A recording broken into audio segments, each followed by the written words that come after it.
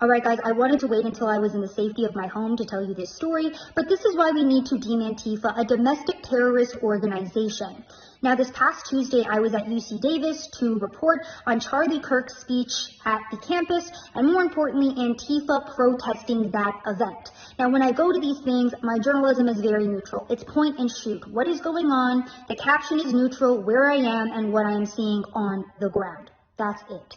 For doing that, I was hunted down by the mob. Now, when I go and report on Antifa, I will cover my face because these people are extremely violent. One of the Antifa members recognized me from my glasses, and I was reporting alongside one of my friends. We were in the mob, and we were reporting, by the way, on Antifa terrorizing attendees, destroying public property, smashing the windows in, terrorizing students as well that were just curious and were filming what was going on. They were throwing rocks at people, just straight up terrorizing the entire campus. Now, I walked away from the mob because I had just gotten a shot of them destroying the windows and I didn't have any cell service. So I thought, okay, let me walk out of the group so I can get better service. A couple of minutes after I walked away, one of the Antifa members recognized me, saw the friend that I was with, went up to him and said, "We know who that was and we're looking for her. Tell us where she is right now." Of course he refused. He then got mobbed by 7 Antifa members who began threatening him and telling him, "Let us look through your phone. Tell us where she is right now." They threatened him with violence and he ended up having to push one of them and run away. At that point, he called me and told me to get out or go to police because I was in danger and I was being hunted down. I went up to the police on campus and I told them the situation, to which they responded, "Sorry, we can't help you. Go ahead and just leave the campus." There were about 100 Antifa members that were circling the area, by the way. Now, again, this is my constitutional right as a journalist, freedom of the press, to go and report on newsworthy events.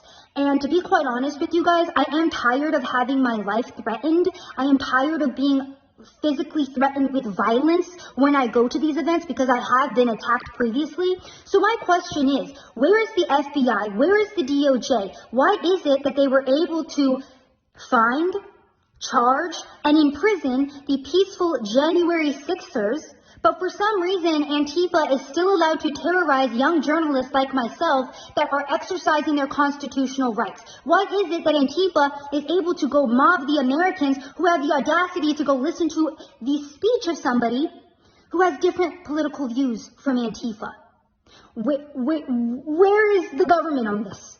Why is nobody investigating this? Why do I have to live in fear for expressing and exercising my constitutional rights? This is why we need to deem Antifa a domestic terrorist organization. They are extremely organized. They had the National Lawyers Guild with them, and they were writing numbers on people's hands saying, "Hey, if you get arrested for the criminal acts that we're going to be committing tonight, go ahead and call this number and we'll get you bailed out." No, that's not the exact terminology they use, but that was the implication there. If you get arrested, call this number. So just an update on what it's like to be a journalist in the United States of America in 2023.